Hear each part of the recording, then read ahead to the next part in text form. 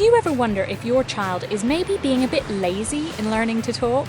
Maybe it feels like you're asking them all those questions, but they just never give you a reply. Perhaps you heard them use a word once or twice, and then they've just stopped using it. My name is Bryony Rust. I'm a speech and language therapist, and this is a discussion that I find myself often having with parents. When parents contact me for help with their child's communication skills, they often wonder, perhaps he's just being lazy.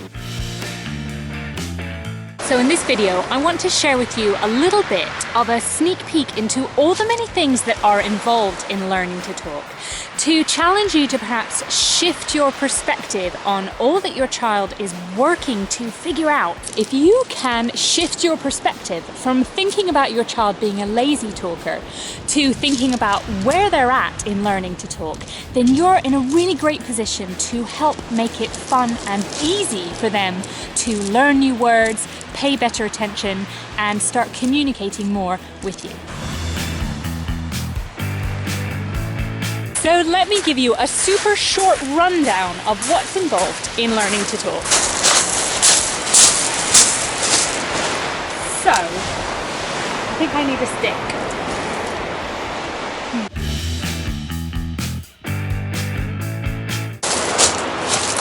Okay, so first of all, we have attention and listening. So kind of the hidden bits of communication, but your child needs to be able to pay attention and listen to what's going on around them in order to be able to move on and start communicating. Attention, listening. Next, we have comprehension.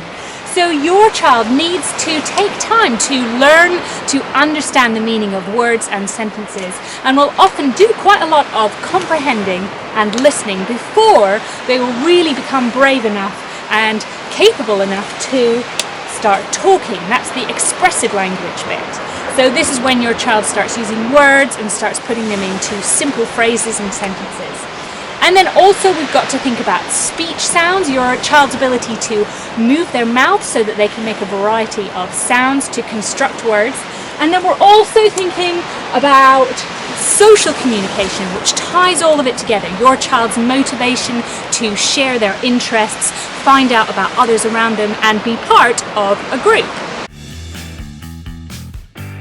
Truly, there is so much involved in learning to talk and to become a confident communicator. It takes children years to master all of these individual skills. It takes years to be able to fully pay attention in different situations, to understand that huge, wide-ranging vocabulary and sentence construction.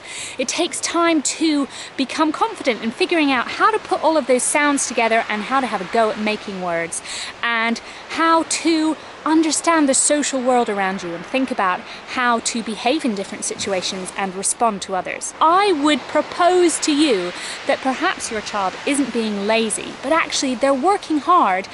A lot of it in a kind of hidden way. There's lots of hidden aspects to communication that means that it doesn't always feel like they're talking very much, but I assure you, I'm sure they are working hard to figure things out. And yes, some children need help from someone like a speech and language therapist, and mainly from you, to make the process of learning how to talk easier. Really, our biggest challenge as grown-ups is to find out how to make communication interesting, motivating, and doable for our young children.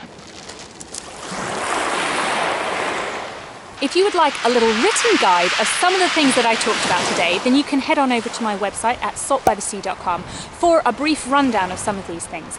And if you're looking for more specific personal support in helping your toddler learn to talk, then you can check out my online course, I'll put the link below, and see if that would be something that's a good fit for you. Meanwhile, thank you for joining me today. My name's Bryony Rust. I'm a speech and language therapist, and I upload new videos every week. So if that sounds like it would be helpful to you and your family, then do hit subscribe, and I'll see you next week.